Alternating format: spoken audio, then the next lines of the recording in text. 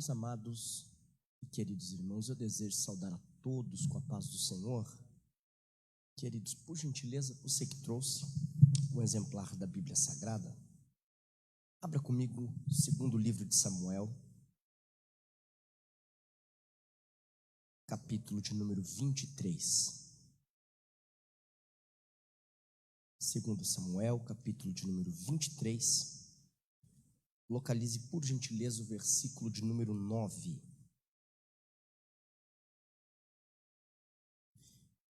Enquanto os amados irmãos procuram o referido texto, eu quero aqui aproveitar e externar ao bom Deus toda a minha gratidão por mais essa oportunidade que o Senhor nos concede, poder pela primeira vez estar nessa casa, ser aqui tão bem recebido. Para nós é motivo de grande alegria, de um grande prazer, de uma grande honra. Quero aqui, agradecendo a Deus, também agradecer a vida da pastora Gleice, Gisele, perdão, estava com Gleice na cabeça, Deus abençoe, obrigado, tá? Mais uma vez pelo carinho, pela recepção de vocês, que Deus abençoe poderosamente essa igreja, em nome de Jesus. Queridos, segundo Samuel, capítulo de número 23, verso de número 9, quem encontrou e quer ouvir a palavra, diga amém, por favor. É Joel, né? Testemunho, né? Irmão Joel? Cadê ele? Deus abençoe. Seu testemunho vitaminou muito a minha alma, viu? Muito mesmo. Nós temos em casa o meu pai, que está passando uma situação muito semelhante a essa, né? E vitaminou muito a minha alma. Deus abençoe grandemente a vida do Senhor e toda a sua família, tá bom? Está escrito assim, queridos: e depois dele vinha Eleazar, o filho de Dodo, o Aoíta, um dos 3 valentes com Davi, quando os filisteus reunidos desafiaram Israel para a batalha, e os homens de Israel fugiram. Ele se levantou e feriu os filisteus até que a sua mão ficou exausta, e a sua mão ficou presa ou grudada à espada. E naquele dia, o Senhor operou um grande livramento, e o povo retornou depois dele, somente para apanhar o despojo. E você que pode, diz amém. Tome seu assento, por gentileza. Queridos, Davi, o grande rei Davi, sem sombra de dúvidas, fora um grande conquistador, um grande vencedor. Na verdade, a trajetória de Davi, ela é marcada por guerras, por batalhas que Davi precisou enfrentar, e na sua grande maioria saiu como vencedor. O que precisamos entender é que na grande maioria dessas batalhas que Davi vence, Davi não vence sozinho. Davi, ele tinha ao seu lado homens estes aos quais o próprio Davi treinou, preparou, capacitou. Os irmãos são sabedores e vão se lembrar que quando Davi estava dentro da caverna de Adulão, se ajuntou a ele homens que estavam à margem da sociedade, homens aos quais a sociedade já dava como perdidos, homens que não tinham mais perspectiva de vivenciar em dias melhores, homens endividados, aflitos. Mas quando esses homens se encontram com Davi dentro da caverna de Adulão, Davi nos mostra qual é o papel do verdadeiro líder. Davi conseguiu enxergar dentro desses homens o potencial que eles tinham, e não somente isso, Davi também vai fazer com que esse potencial fosse desenvolvido, ao ponto que esses homens se tornam quem se tornam?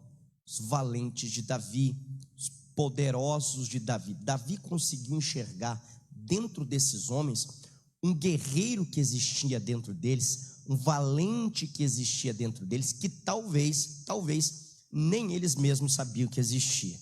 E isso aqui é extraordinário, porque nesta manhã o que Deus quer que nós entendamos é que existe um guerreiro que precisa ser despertado em nós. Existe um valente de Deus dentro de cada um de nós que precisa ser despertado.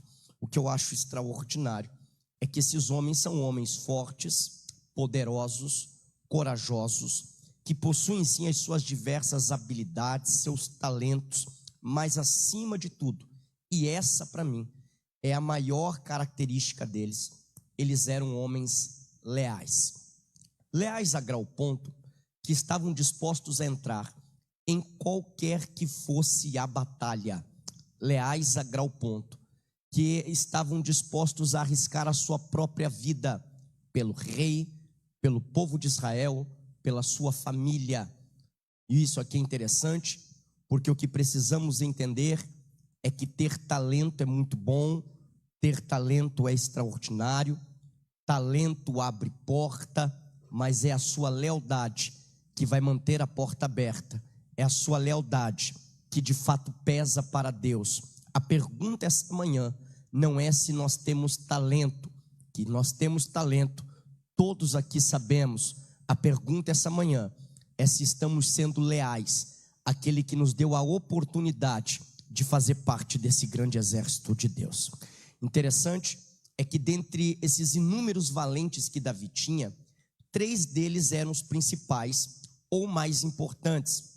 O primeiro deles, um guerreiro por nome de Josebe-Bassebete. Esse guerreiro, com apenas uma lança na mão, com um único ataque, ele mata cerca de 800 inimigos. O segundo guerreiro, o segundo valente de Davi, é o nosso personagem dessa manhã, que eu destacarei daqui a pouco, chamado Eleazar.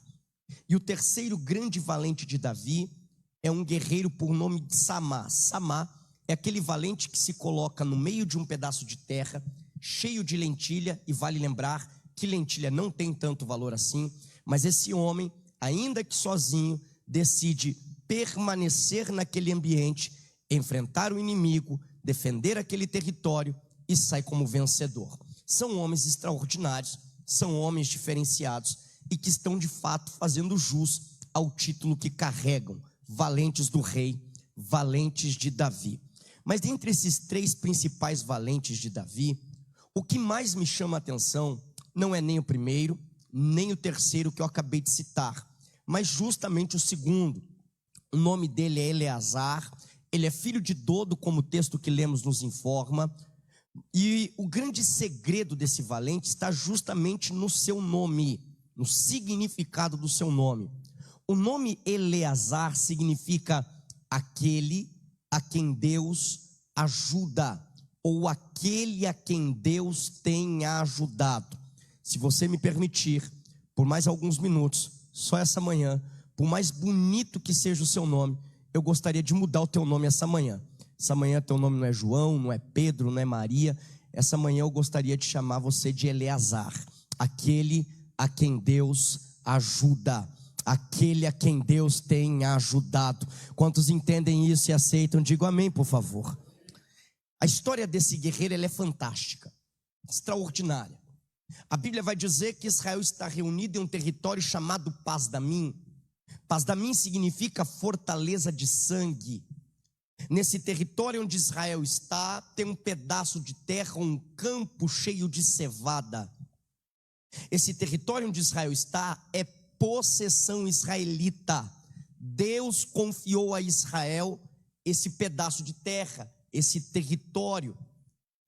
Interessante é que esse ambiente vai tornar-se alvo de desejo dos adversários, a saber, os filisteus, inimigos declarados de Israel. Os filisteus são sabedores de que, pedindo a Israel esse território, Israel não entregará. Só há um meio, só há uma maneira do inimigo conseguir tomar posse daquele território: é propondo a Israel uma batalha, é desafiando os homens de Israel para uma guerra.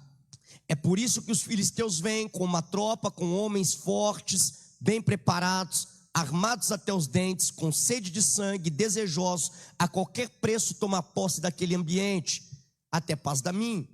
Quando eles chegam naquele lugar, a Bíblia vai nos informar que os filisteus desafiam os homens de Israel para uma guerra. Ora, amados, a atitude que se esperava dos homens de Israel diante dessa proposta de guerra era que os homens de Israel olhassem para os filisteus e dissessem: é guerra que vocês querem, então é guerra que vocês terão. Nós não vamos abrir mão daquilo que Deus nos confiou.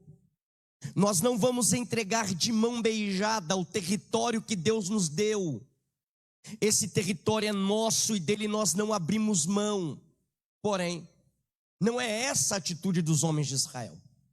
Quando o desafio chega, quando a proposta de guerra vem, a atitude dos homens de Israel é oposta. Eles, em vez de encarar o inimigo, decidem fugir. Em vez de encarar o inimigo, decidem se esconder. E olha que coisa interessante, essa fuga de Israel está aqui automaticamente mandando uma mensagem para o inimigo. E qual é a mensagem? A mensagem é exatamente essa: é esse território que vocês querem? Pois bem, não precisamos nos indispor com uma guerra por causa disso. É esse território que vocês querem? Nós não estamos dispostos a lutar por esse território. Pegue ele para vocês. Façam desse território o que vocês quiserem. Israel está aqui de fato abrindo mão do que Deus lhe deu, entregando de mão beijada ao inimigo o seu território. Só que é isso que mexe com o meu coração, porque é exatamente diante de um cenário desse, onde os homens de Israel estão fugindo.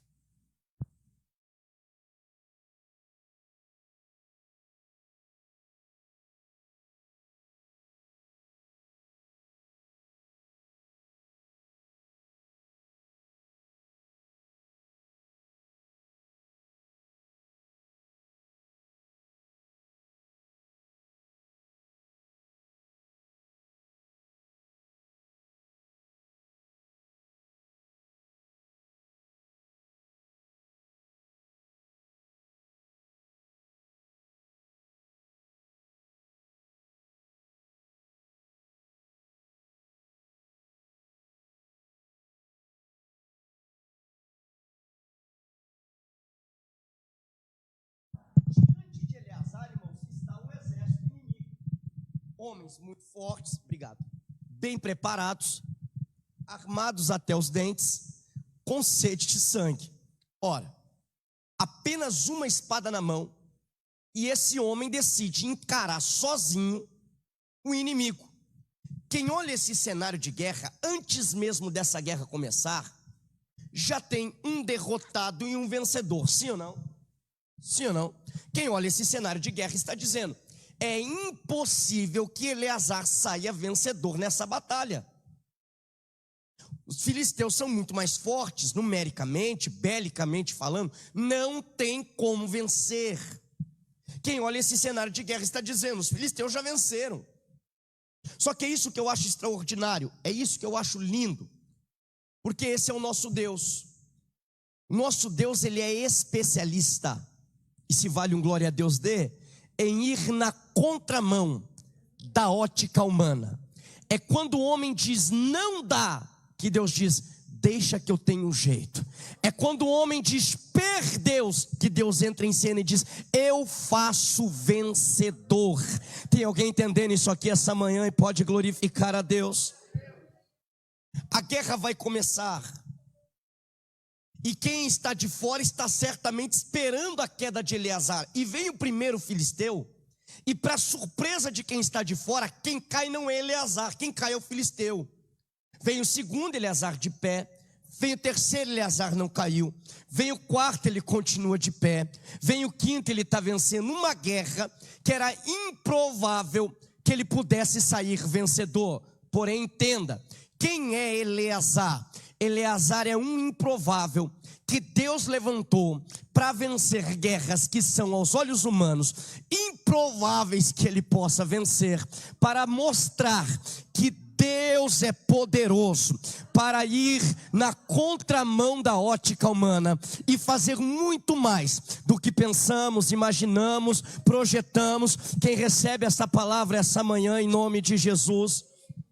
Olha que coisa extraordinária. Só há um problema aqui. A guerra vai se encaminhando E chega no momento em que Eleazar se cansa, porque toda guerra cansa. Toda guerra sempre vai nos levar no limite da exaustão. E qual o problema do cansaço? É que todo cansaço tem por objetivo te levar à paralisação ou à desistência. Você já percebeu que toda vez que você cansa, você para? Toda vez que você cansa, você desiste. Toda vez que você cansa, você abre mão. O cansaço tem por objetivo te levar ou à paralisação ou à desistência. Quando no meio da guerra o braço de Eleazar pesa, ele se cansa, a vontade de largar a espada, a ferramenta que Deus colocou nas suas mãos, ela vem, é inevitável. Qual o problema? O problema é que quando a vontade de largar a espada vem, Eleazar até tenta, mas não tem mais como, seu João, porque o texto diz que a espada ficou grudada na mão de Eleazar. Flávio José, que é um historiador judeu, não é um teólogo, é um historiador judeu, ele vai dizer que a espada ficou grudada na mão de Eleazar por causa da quantidade de sangue dos inimigos que ele estava derrotando. E o sangue, quando seca, vira uma espécie de cola, e por isso a espada não saiu de sua mão. Outros teólogos, por sua vez, vão dizer que não, que na verdade a espada ficou grudada na mão de Eleazar porque deu cãibra. A bem da verdade, o que de fato nós precisamos entender essa manhã é que se foi por causa de sangue ou se foi porque deu cãibra, pouco importa. O importante é eu entender que Deus conhece as minhas guerras, que Deus sabe quando o meu braço pesa, que Deus sabe quando a vontade de largar a espada vem, mas Ele nunca vai deixar a ferramenta que Ele colocou na minha mão eu largar porque estou cansado. Sabe o que Deus está dizendo para nós? Está cansado, mas continua. Está cansada, mas não pare. Está cansado, mas não desista. Eu vou fazer, se preciso for, a espada grudar na tua mão, mas largar a ferramenta você não vai. Olha que coisa extraordinária. Eleazar, cansado, continua na guerra. Cansado, mas continua lutando. E como que Eleazar vence Aldoir? Aldoir, certamente Eleazar venceu porque era muito forte, coisa nenhuma. Aldoir, então Eleazar venceu porque ele era muito talentoso com a espada na mão, de maneira nenhuma. Aldoir, então por que Eleazar venceu? Porque o texto diz que naquele dia, ora amados, que dia é esse? Diga comigo assim, o dia da guerra. Quantos aqui fazem uso de uma agenda para o ano? Faz uso, irmã, faz uso. Eu sou obrigado a usar, senão eu me perco tudinho. Deixa eu fazer uma pergunta para vocês. Qual foi o dia desse ano, na agenda de vocês, que vocês anotaram assim, esse é o dia da minha guerra? Vocês anotaram? Não, a gente não anota. O dia da guerra a gente não anota. A gente só tem certeza de uma coisa: vai chegar. O dia eu não sei qual é, a hora eu não sei qual é, mas uma coisa eu tenho certeza: haverá guerra, e quando ela chegar, ainda que eu não tenha anotado na agenda, eu preciso encarar. Que dia é esse? O dia da maior batalha, da maior guerra da vida de Eleazar. Que dia é esse? O dia em que todos que estavam ao lado de Eleazar fugiram, se esconderam. Que dia é esse? O dia em que todos esperavam a queda de Eleazar. O que houve nesse dia? O Senhor resolveu descer naquele pedaço de terra cheio de cevada e fazer Eleazar entender quem ele é e qual é o significado do seu nome. Era Deus descendo e dizendo: Eleazar, tem ninguém aqui que te ajuda? Prazer, eu sou aquele que te ajuda em meio às suas guerras. Esta manhã eu vim como boca de Deus para te dizer que você não está desamparado na luta por esse território. Você não está desamparado na luta por esta casa. Há um Deus que te ajuda em meio às suas guerras. Sabe por que Eleazar venceu? Não é porque ele era talentoso. Sabe por que Eleazar venceu? Não é porque ele era forte. Sabe por que Eleazar venceu? Porque ele tem um um Deus que dá o livramento para ele na hora da guerra. Ele tem um Deus que quando o braço dele pesa, Deus renova as suas forças. Nós venceremos sim, mas não pela força do nosso braço, não pelo nosso talento em manusear a espada, mas porque o nosso Deus não perde guerra, o nosso Deus não perde batalha. Quantos entendem isso e recebem esta palavra essa manhã? O desfecho da guerra é extraordinário. O cenário é exatamente esse. Todos os filisteus inimigos caídos no chão, mortos. E Eleazar, Aldoir, de pé com a espada na mão. Se eu fosse dar um tema para essa mensagem, poderia até mesmo ser esse. Espada na mão, inimigo no chão. Espada na mão e inimigo no chão. É assim que nós vencemos as nossas batalhas. É assim que nós vencemos as nossas guerras. Chega agora uma das partes mais extraordinárias da guerra, a melhor parte. Qual? É a hora de recolher o despojo. Despojo aqui nada mais é do que uma espécie de recompensa, prêmio pela vitória recebida. Qual o problema, Aldoir? Eu não sei se você está pronto para isso aqui. Lembra aqueles que fugiram? Lembra? Lembra aqueles que se esconderam? Voltaram. Aldoir, quem chamou? Não precisa chamar, eles voltam sozinhos. Fique em paz. Essa turma não precisa correr atrás deles. Eles vêm. A impressão que eu tenho, pastora, é que eles se esconderam, mas num local muito próximo, ao ponto de, se eles não conseguirem assistir a guerra, pelo menos tem notícia muito rápido de quando ela acaba. Eles se escondem, mas não vão para muito longe. Ao ponto que quando a guerra termina, eles têm essa informação, eles voltam depressa. Voltam para quê? Para recolher o despojo de uma guerra que eles não... Está pronto para isso? Quem lutou foi Eleazar, sim ou não? Quem recolhe o despojo? Quem fugiu. Te parece justo?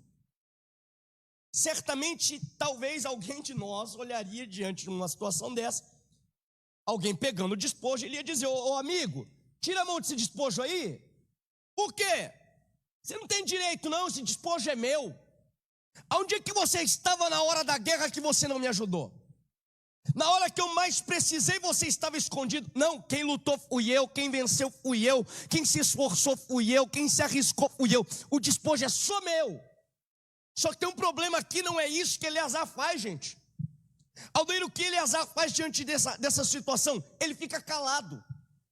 E o silêncio de Eleazar revela a sua mente. De que forma? Sabe por que Eleazar não fala nada? Porque Eleazar entende que não tem o direito de falar. Vem comigo. Sabe por que Eleazar não fala nada? Porque Eleazar parou para pensar só 3 segundos que fosse.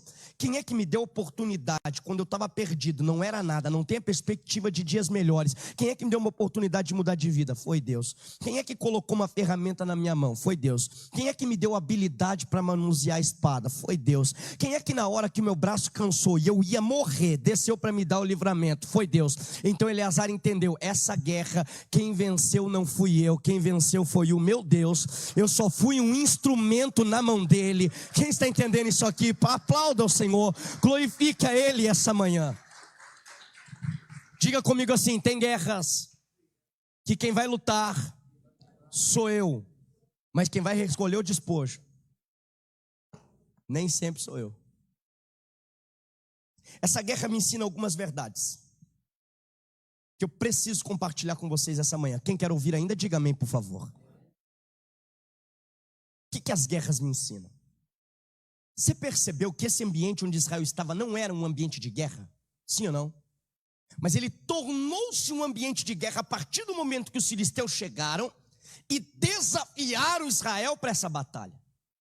Quando o ambiente se tornou um ambiente de guerra, aqueles que estavam ao lado de Eleazar fugiram, se esconderam, deram no pé.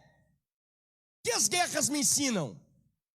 Que existem pessoas que estarão ao meu lado em determinados ambientes somente enquanto o ambiente for um ambiente de paz, bonança, prosperidade, o status estiver elevado, a moral estiver lá em cima, tudo estiver bem, a conta bancária estiver gorda. Mas quando o ambiente se tornar um ambiente de guerra, é aí que eu vou descobrir com quem que eu posso contar nas horas difíceis da vida. O que as guerras me ensinam? Que existem guerras na minha vida, na tua vida, que eu vou ter que encarar sozinho. Você pode bater no peito e dizer assim: tem guerra. Bata no peito e diga: tem guerra que é minha. Escute o que eu vou te dizer. Tem guerra que é tua, não é da tua pastora. Tem guerra que é tua, não é dos teus filhos. Tem guerra que é tua, não é do teu papai, não é da tua mamãe. Tem guerra que é tua, não é da tua esposa. Tem guerra que é tua, não é do teu marido. Aprenda, entenda essa verdade. Tem guerra que é minha, só minha. Entenda isso. Tem guerra que é tua, não é do teu líder. Tem guerras que quem vai ter que enfrentar sou eu. Quem entende isso aqui, diga amém. Eleazar me mostra aqui um nível de maturidade muito grande. Eu aprendo que guerra não é coisa para menino. Guerra é coisa para homem. Guerra é coisa para quem é maduro. Mostra para mim Eleazar chegando e dizendo assim: fulano me abandonou, fulano me deixou sozinho, na hora da guerra Beltrano me virou as costas. Mostra para mim Eleazar fazendo isso. Sabe por que Eleazar não faz? Porque Eleazar é maduro o suficiente para entender que tem guerra que é dele. Escute isso, grave isso no teu coração. Existem guerras na vida que você vai ter que encarar sozinho. Existem batalhas na vida que você vai ter que lutar sozinho. Não é porque as pessoas não querem te ajudar. Não é porque as pessoas não, é porque você é tão dependente de algumas pessoas que às vezes Deus precisa tirar elas de perto para que você volte a depender única e exclusivamente dele. Está entendendo isso aqui? Não é que as pessoas não querem orar, não é que as pessoas não querem te ajudar. É que você precisa aprender a guerrear sozinho. As pessoas às vezes vêm no WhatsApp e pede oração. Tem problema pedir oração no WhatsApp? Eu não vejo problema nisso. Só que eu sempre pergunto primeiro: você já orou? Porque tem gente que parece que vira mendigo de oração. Pede oração para todo mundo, em todas as partes.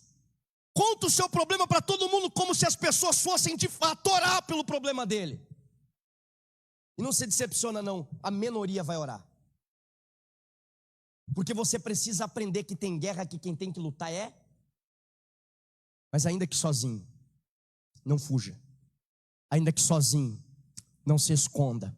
Ainda que sozinho, desembainha a espada, vai para cima do inimigo. Porque maior é aquele que está conosco do que aqueles que vêm contra nós. Quem está entendendo isso aqui essa manhã? Sozinho, mas na guerra. Sozinho, mas com a espada na mão. Sozinho, às vezes cansado, mas nunca desistindo, porque sabemos em quem temos confiado.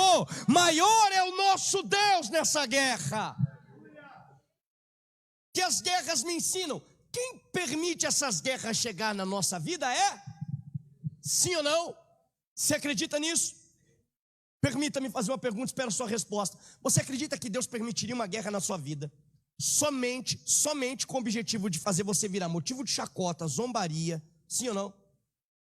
Então diga comigo assim: toda guerra que Deus permite chegar até a minha vida é porque Deus, através dessa guerra, tem o objetivo de me honrar. Essa guerra vem, mas não vem para fazer você virar motivo de chacota. Essa guerra vem, mas não vem para você virar motivo de zombaria. Deus permitiu essa guerra, porque através dela, Deus vai trazer sobre a tua vida um tempo de honra. Você acabou de me dizer que quem permite as guerras chegar é Deus, sim ou não? E que Deus tem o objetivo de te honrar através dessa guerra, sim ou não? Então eu posso afirmar sem medo de errar que toda guerra sempre vai chegar atrasada. Explica, Aldoir. Certa vez eu vivendo um momento de guerra na minha vida, alguém chegou para mim e disse assim: Aldoir, nesta guerra Deus está te preparando. Eu falei: mentira. Olhou para mim e disse: como? Eu falei: mentira.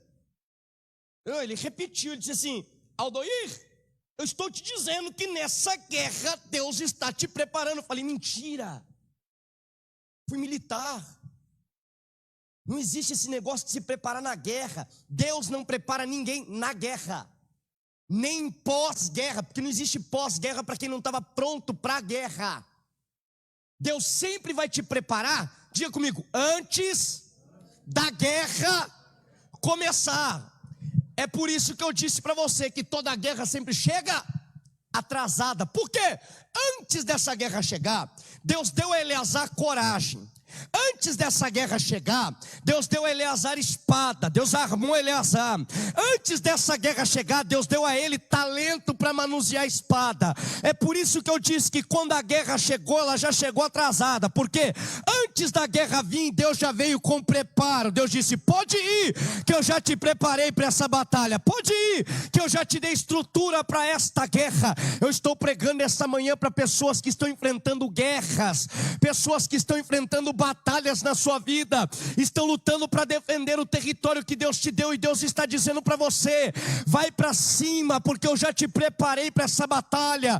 Vai para cima, porque eu já te dei estrutura para suportar essa guerra.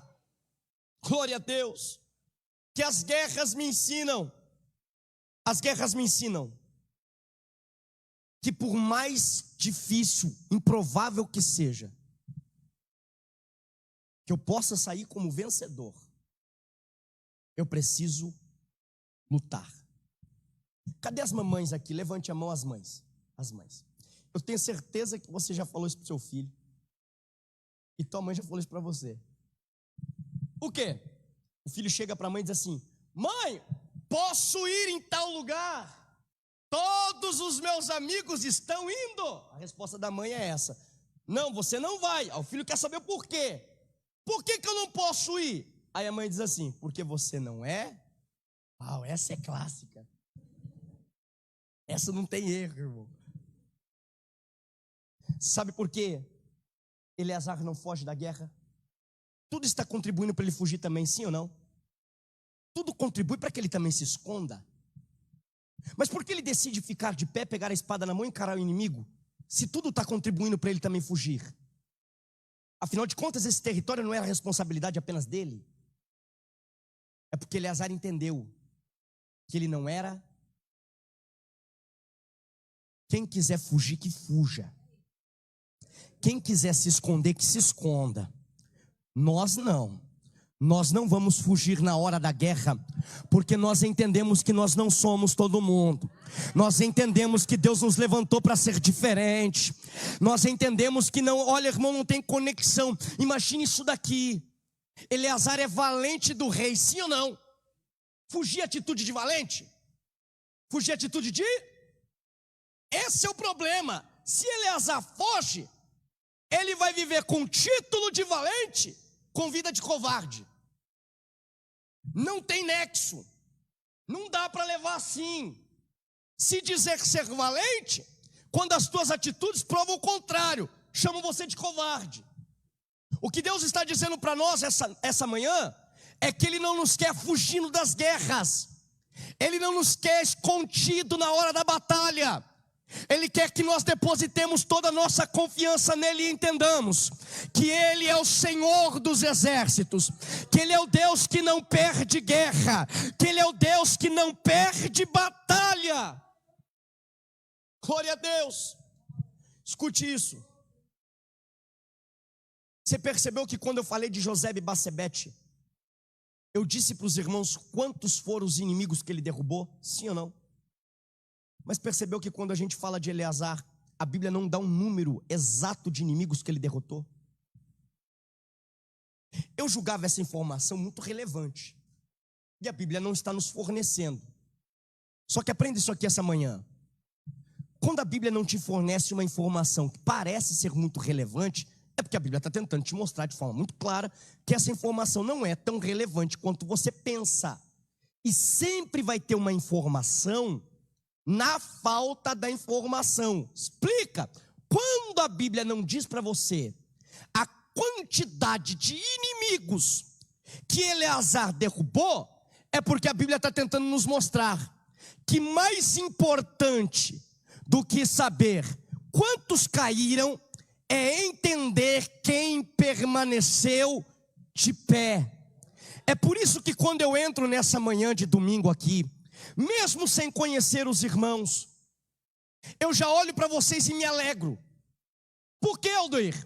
Porque mesmo sem conhecer vocês, eu sei que só estão aqui pessoas que enfrentaram inúmeros filisteus, mas nenhum dos filisteus que cruzaram o teu caminho permaneceram de pé, senão você não estava aí. É por isso que eu me alegro quando eu entro aqui essa manhã, porque eu entendo que eu estou numa reunião de guerreiros, eu estou numa reunião de valentes, de pessoas que enfrentam sim seus filisteus diariamente, mas que esses filisteus não conseguem permanecer de pé, não porque você é bom, mas porque o teu Deus te dá vitória todos os dias para a glória do nome dEle. Você pode ficar de pé comigo, por gentileza? Oh, glória a Deus. Deus é fiel. Escute isso aqui. É improvável, mas não é impossível. Para muitos que olham para você, eles dizem: não vai dar, vai perder, vai cair, vai sucumbir nessa batalha. Mas entenda, o teu Deus não perde batalha. Olha, eu tenho uma especialização que eu faço com meus alunos no livro de Juízes. Eu amo o livro de Juízes. Juízes e Ruth, para mim, são dois livros extraordinários. E se tem algo que eu acho fantástico no livro de Juízes, é que por várias vezes você vai dizer assim, você vai ver escrito assim: e fez Israel o que era mal aos olhos do... Sim ou não? Aí o texto diz assim: e o inimigo capturou Israel. É isso? E o inimigo venceu Israel. Está assim? Como que está? E Deus entregou na mão do inimigo a Israel. Sim ou não? Mas olha como Deus é extraordinário. Olha o cuidado. Deus não dá nem um gostinho do inimigo dizer: venci. Deus coloca na mão do inimigo e diz assim: sabe por que está na tua mão? Não é porque você venceu, é porque eu coloquei, e ainda vou te usar como instrumento de correção para o meu povo voltar para mim. Sabe o que eu estou dizendo para você? Teu Deus não perde batalha. Teu Deus não perde guerra. Para corrigir Israel, Deus levantou Babilônia. Para corrigir o povo de Judá, ele levantou a Babilônia e usou a Babilônia como ferramenta de correção.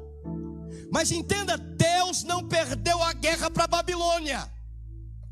O que Deus está dizendo para nós esta manhã é que nessa batalha você só tem uma certeza. Qual? Vai vencer. Nós somos o único povo que entra numa guerra com a convicção de que sairemos vencedor, de que nada nem ninguém vai nos impedir de vencer essa batalha. O que eu estou dizendo para você essa manhã é que o teu território, o território que Deus te confiou, a tua casa, a tua família, não será habitar de filisteu. A tua casa é morada do Deus Altíssimo. O que Deus colocou na tua mão não para na mão do inimigo. Tem alguém que crê nisso nessa manhã? Pegue a sua Bíblia na mão, por gentileza. Quantos entenderam a mensagem, diga amém. Então você entendeu que você não veio passear aqui hoje. Então você entendeu que você veio para um campo de batalha essa manhã. Pegue a sua Bíblia, aponta ela na direção da sua casa, por gentileza. Aponta ela para a direção do teu lar. Feche os seus olhos. E agora, Aldoir? Agora a guerra é tua, irmão. Você luta a tua aí, que eu luto a minha daqui.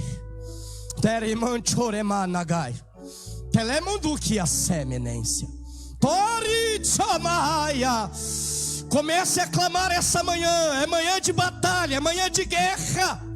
Mas o Deus que não perde batalha está do nosso lado. Vai. Cadê os guerreiros? Cadê os valentes de Deus? Lute.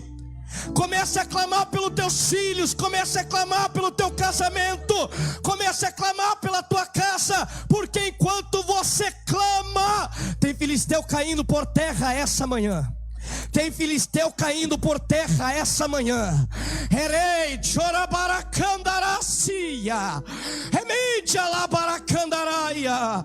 Clame, clame, clame, clame. É a tua guerra, é a tua batalha. Aldoí, fulano me abandonou, fulano me deixou. Esquece ele. A guerra era tua, é você que luta, é você que vence. É a tua experiência, é a tua hora, vai. Uricala para Xereméria. Aumenta o volume do teu clamor aí, vai. Clamar é gritar em alta voz. Não tem como clamar e não perder a pose. Clame, clame. Existem coisas que estão ocultas no clamor. Existem coisas que só são reveladas no clamor. Clame, clame que Deus te dá vitória. Clame.